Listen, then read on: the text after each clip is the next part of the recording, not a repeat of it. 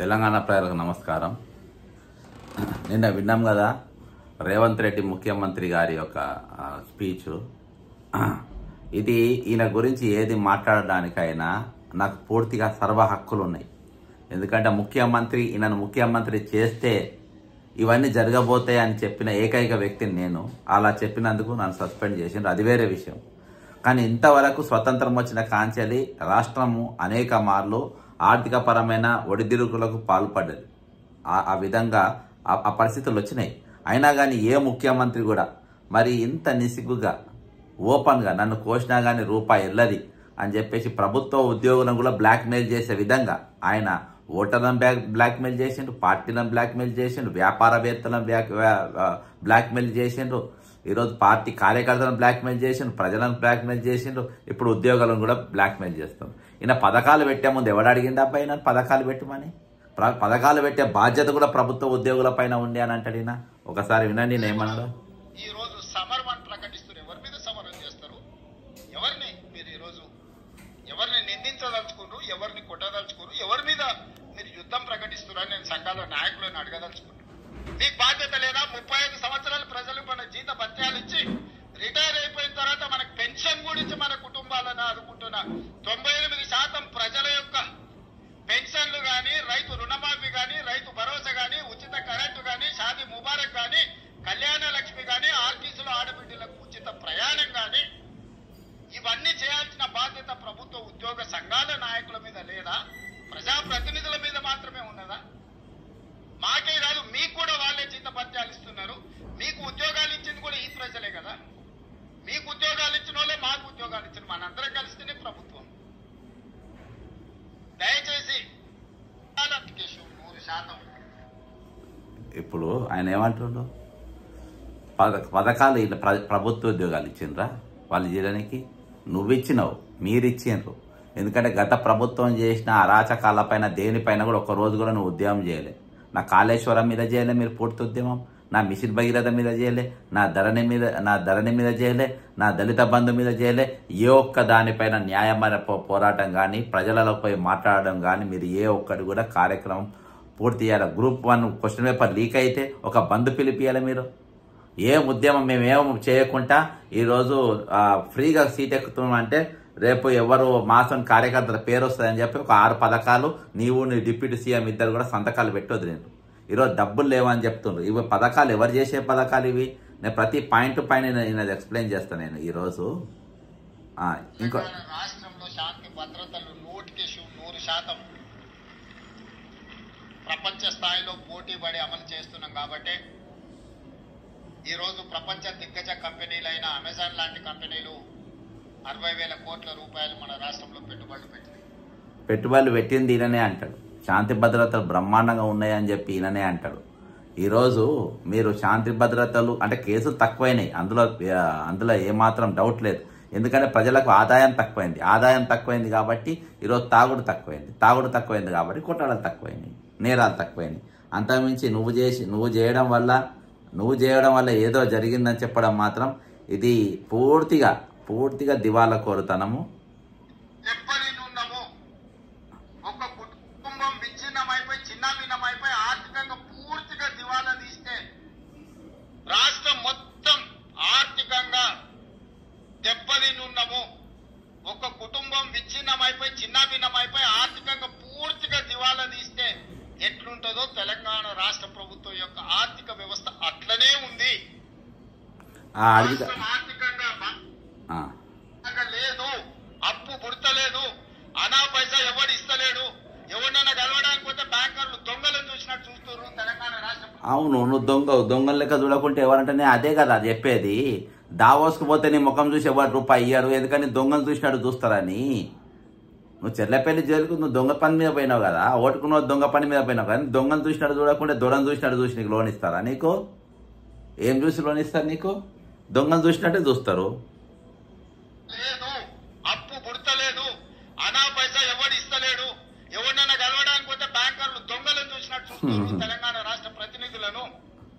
ఎవడు ఢిల్లీకి పోతే అపాయింట్మెంట్ కూడా ఇస్తలేడు, వీడు వస్తే చెప్పులు కూడా ఎత్తుకుపోతాడేమో అన్నట్టుగా కరెక్ట్ పరిస్థితి ఉంది దేశం ముందల. కరెక్ట్. అప్పు పుడితే నేను కూడా ఏదో ఒకటి చేసి తెచ్చి ముచ్చటను అప్పు ముట్టట్లేదు, ఎవరు బజార్లో నమ్మడం లేదు. స్వీయ నియంత్రణనే దీనికి రైట్, పరిష్కారం. ఓకే. ఇక చాలు. ఈయననే మొత్తం ఒప్పుకున్నాడు. నేను దొంగని అనుకుంటుండ్రు, చూస్తే చెప్పులు ఎత్తుకపోయేటోళ్ళు లెక్క ఉన్నాను అనుకుంటున్నారు. ఈయన చూస్తే ఎక్కడ రూపాయి ఇస్తలేదు అంటారు. ₹7 ముట్టది అని చెప్పి కూడా బాధాప్త ఆయన చెప్తున్నానంటే, ఈయన ముఖ్యమంత్రి, నీకు మళ్ళీ 10 సంవత్సరాలు ముఖ్యమంత్రి నేనే ఉంటా అని అంటాడు.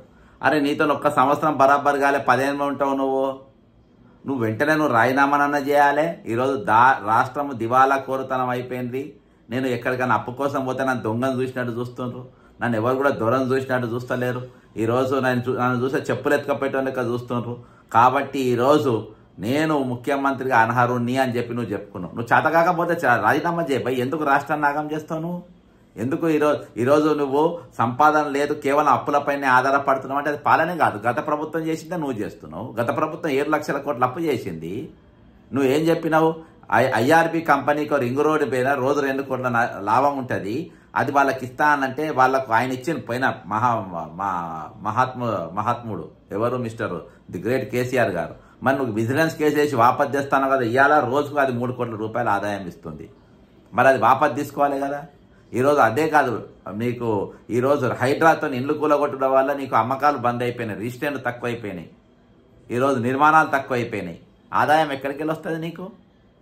ఆదాయ వనరులు మొత్తం నీవే దెబ్బ తీసుకుంటాయి. ఈరోజు ఇది ఒకటి కాదు, ప్రతిది ఎప్పుడైతే నీకు ప్రజలకు ఒక ఆదాయం తగ్గుతుందో అటు కేంద్ర ప్రభుత్వ విధానం వల్ల ఆల్రెడీ ఆర్థికంగా దేశాలు, రాష్ట్రాలు, మన దేశం మొత్తం దెబ్బతినిపోయింది. కొద్ది గొప్ప మరి రాష్ట్ర ప్రభుత్వ పరిపాలన పైన ఆధారపడి మనం కొంచెం ముందడుగు వేద్దామనంటే ఈ మహాత్ముడు తీసుకొని వచ్చి అన్ని హైడ్రా అని ఒక మీద నెత్తి మీద వేసిండు. మీరు హైడ్రా నెత్తి మీద వేస్తే వేయని, కాకపోతే నువ్వు చెరువుల కరెక్ట్ దాని వరకు ఉండాలి, నువ్వు చెరువు పరిరక్షణ వరకు ఉండాలి. కానీ అది కాకుండా ఈరోజు దాని మీద అడ్డం పెట్టుకొని నువ్వు రియల్ ఎస్టేట్ వ్యాపారం చేద్దామని చూస్తే అది ఎట్లా సాధ్యం? అది ఇదో రెవెన్యూలో ఎందుకు వస్తుంది? ఈరోజు ఏ రెవెన్యూ అయితే, ఏ గత ప్రభుత్వంలో ఉన్న ఏ ఫైనాన్స్ సెక్రటరీ వల్ల ఈరోజు ఆర్థిక వ్యవస్థ అనేది చిన్న భిన్నం అయిపోయిందో, ఏ లోటు బడ్జెట్ ఉన్నప్పటికీ ఈరోజు మా ఆదాయం చాలా ఎక్కువ ఉన్నదని చెప్పి రెవెన్యూ చూపించినటువంటి ఎవరైతే ఫైనాన్స్ సెక్రటరీ ఉందో అసలు ఆ రామకృష్ణారావుని తీసుకొచ్చి ఈరోజు నువ్వు మళ్ళీ పెట్టుకున్నావు కదా. మరి దివాలా తీరుగా కాకుంటే ఏమంటుంది దీన్ని? ఈ దివాలా కాకుంటే ఏమవుతుంది దీన్ని? దివాలా ప్రభుత్వం కాకుంటే ఏం ప్రభుత్వం అంటారు? నీకు అప్పులు ఎవరు ఇస్తారు? పోయిన ఫైనాన్స్ సెక్రటరీ కదా మొత్తం ఈ రాష్ట్ర దివాలాను చేసింది, ఈ రాష్ట్ర ఖజానాను దివాలా తరమున నడిపించింది. అటువంటి ఫైనాన్స్ సెక్రటరీ తీసుకొచ్చి మళ్ళీ పట్టిండ్రు. ఆయన ముఖం చూసి ఎవరు అప్పిస్తారబ్బా నీకు? ఇక నీ ఒక్కడి మీదనే అంటాను, గత ప్రభుత్వం చేసిన తప్పులను సరిదిద్దే ప్రయత్నంలో పూర్తిగా విఫలమైపోయినావు రేవంత్ రెడ్డి గారు. ఈరోజు నువ్వు చేతులు ఎత్తేసినావు, డబ్బులు లేవంటున్నావు కదా, ఉద్యోగాలకి అని పైసలు లేవు, నన్ను కోసిన రూపాయి ఇల్లది అన్నావు కదా. నిన్ను కోసిన రూపాయి ఇల్లది కాదు, నీ అనుమూల అన్నతమ్ముల దగ్గర అందరి దగ్గర పైసలు ఉన్నాయి. రేవంత్ రెడ్డి ప్రైవేట్ లిమిటెడ్ దగ్గర పైసలు ఉన్నాయి. రేవంత్ రెడ్డి లిమిటెడ్ కంపెనీల దగ్గర పైసలు ఉన్నాయి. రేవంత్ రెడ్డి ఎక్కడెక్కడ సెటిల్మెంట్ చేసిన అక్కడ డబ్బులు ఉన్నాయి. నీ దగ్గర నీ బినామీల దగ్గర పూర్తి స్థాయిలో డబ్బులు ఉన్నాయి. లేవా మీ దగ్గర డబ్బులు? మీరు రియల్ ఎస్టేట్ వ్యాపారాలు చేస్తలేరా మీరు? ఈరోజు జపాన్ పోయినాం, అక్కడ పైసలు ఇచ్చిందంట. దావోస్ పోయినాం, అక్కడ 1000 కోట్ల రూపాయలు లక్షల కోట్ల రూపాయలు ఈరోజు పట్టుకొచ్చినామని చెప్తావు. మరి అన్ని పైసలు పట్టుకొచ్చుకున్నావు, మరి దివాలా తీసినాను ఎట్లా అంటావు నువ్వు? అన్ని పెట్టుబడులు వచ్చినప్పుడు దివాలా తీసినాను ఎట్లా అంటావు నువ్వు? ఈరోజు మమ్మల్ని ఏ పథకం ఏ అడగద్దని అంటావు. మరి నువ్వు దోసుక తింటున్నావు కదా, నువ్వు బెనిఫిట్ అవుతలేవా? నువ్వు సంపాదన చేసుకుంటలేవా? ఆర్థికంగా నువ్వు బలపడతలేవా? నీవు, నీ కుటుంబం, నీ అన్న తమ్ముళ్ళు, నీ దగ్గర ఉన్న వేం నరేందర్ రెడ్డి దగ్గర లేవా డబ్బులు? సెటిల్మెంట్లు చేస్తలేడు ఆయన. గొర్రెల స్కామ్ లక్ష్మారెడ్డి ఏమైపోయినరు? ఆయన ఎందుకు లోపడేయలేదు మీరు? కాబట్టి ఈరోజు ఆ కాళేశ్వరం పైన ఒక కమిషన్ వేసి వదిలేసిండ్రు. ఆయన స్కామ్ ఒక హరిరామ్ను చూపించింది ఏసీబీలో. తక్కిన 5 ఏజెన్సీలు లేరా? దాదాపు 200 మంది అధికారులు ఉంటారు అందులో. అలా ముఖ్యమైన పాత్రదారులు ఎవరెవరో మీకు తెలియదా? నా దగ్గర రిపోర్ట్ ఉంది, ఇస్తా. నీకు ఆర్థికంగా నువ్వు ఎట్లా స్ట్రాంగ్ కావాలో, రాష్ట్ర ఖజానా ఎట్లా పెంచాలో నన్ను అడుగు, నేను నీకు సలహాలు ఇస్తా రేవంత్ రెడ్డి గారు. మా దగ్గర ఉన్నాయి. మీ దగ్గర మీరు ఎంత సంపాదించాలి అది బయట పెట్టుండ్రి. నవీన్ మిట్టల్ దగ్గర ఎన్ని పైసలు ఉన్నాయి బయట పెట్టు నువ్వు. జేహెచ్ రంజన్ దగ్గర ఎన్ని పైసలు ఉన్నాయి బయట పెట్టు నువ్వు. అరవింద్ కుమార్ పాత ఐఏఎస్ ఆఫీసర్ దగ్గర ఎన్ని పైసలు ఉన్నాయి బయట పెట్టు నువ్వు. వాళ్ళందరిని వదిలేస్తావు, వాళ్ళందరినీ గుసపెట్టుకొని సెటిల్మెంట్ చేసుకుంటావు. వాళ్ళ ఎవరిపైన యాక్షన్ ఉండే, ఎవరి దగ్గర పైసలు రికవరీ చేసే ప్రయత్నాలు చేయరు మీరు. సోమేష్ కుమార్ అంటే బాజాప్తా వదిలేసినావు. సోమేష్ కుమార్ భూములు ఏమైపోయినాయి? అవి ప్రభుత్వం ఎందుకు వెనక్కి తీసుకోదవి? ఎంత డబ్బు కొల్లగొట్టిండు? రికవరీ ఎందుకు చేయాలి? డిఓపిటీకి మీరు ఎందుకు కంప్లైంట్ ఇస్తలేదు అవినీతి అధికారుల పైన? ఎంతమంది ఐఏఎస్ ఆఫీసర్ల పైన కంటెంప్ట్ కేసులు ఉన్నాయి? కాబట్టి ఈరోజు ఇష్టానుసారంగా వ్యవహరిస్తూ ఉంటారు. మీరు శుద్ధ పూసలు లెక్క నీతులు చెప్పినట్టు చెప్తున్నాను. కోసిన రూపాయి వెళ్ళదని. నిన్ను కోస్తే కానీ ఇంట పైన రైడ్లు చేస్తే ఈరోజు కోట్ల రూపాయలు వెళ్తాయి, వేల కోట్ల రూపాయలు వెళ్తాయి నీ దగ్గర, నీ అనుచరుల దగ్గర. ఎక్కడెక్కడ మీ వెళ్తున్నాయి, ఎక్కడెక్కడ మీ స్కామ్లు అవుతున్నాయి అన్నీ తెలుసు. కాబట్టి ఈరోజు మీకు ఎక్కడ లాభం ఉందో, ఎక్కడ మీకు డబ్బులు వస్తాయో అక్కడ మాత్రం చేస్తుండ్రు. కానీ ఉద్యోగులు అడిగేట వరకు, పథకాలు అడిగేట వరకు, పథకాలు ఎవడు అడిగింది నిన్ను? నువ్వు ఇస్తా అన్నావు. ఎందుకంటే నువ్వు గత ప్రభుత్వం పోరాటమే చేయలే కాబట్టి. గత ప్రభుత్వం అప్పులు చేసినని చెప్పినాక పథకాలు ఇచ్చినంటే ఏ జనం నమ్ముతారు? ప్రభుత్వం మార్చాలని చెప్పి మార్చిండ్రు. ఈ ముఖ్యమంత్రి మాకు ఆగం చేసినని మార్చిండ్రు. లాస్ట్లో వరంగల్ సెంట్రల్ జైలు కూడా కుదబెట్టినప్పుడు,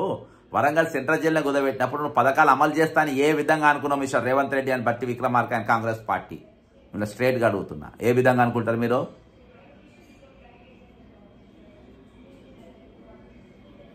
ఒక జైలును కుదబెట్టిన పరిస్థితికి తెలంగాణ రాష్ట్రం దిగజారిపోయిన తర్వాత ఇక ఎట్లా పథకాలు ఎట్లా సాధ్యమని జనం కూడా ఎట్లా నమ్ముతారు? అటువంటి చాతగాని హామీలు మీరు ఎందుకు ఇచ్చిండ్రు? మీకు బ్రెయిన్ స్పైన్ లేని వాళ్ళు కావాలి, బ్రెయిన్ స్పైన్ లేని ఎమ్మెల్యేలు కావాలి, అరిగేటోళ్ళు వద్దు. కాబట్టి మాటవంటలను దూరం పెట్టి ఈరోజు ప్రభుత్వం దివాలు తీర్చే విధంగా ఈరోజు మీరు తయారు చేసిండ్రు. అరే బాజాప్తా ముఖ్యమంత్రి దొంగను చూసినాక ఈ దొంగముఖి తెలంగాణకు అవసరమా? ఆయన పరిపాలన అవసరమా తెలంగాణకు?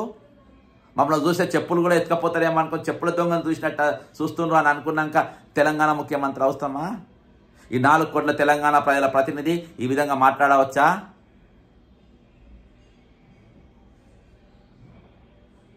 ఇటువంటి మన తెలంగాణ ఆత్మగౌరవాన్ని కించపరిచే ముఖ్యమంత్రి మనకు అవసరమా?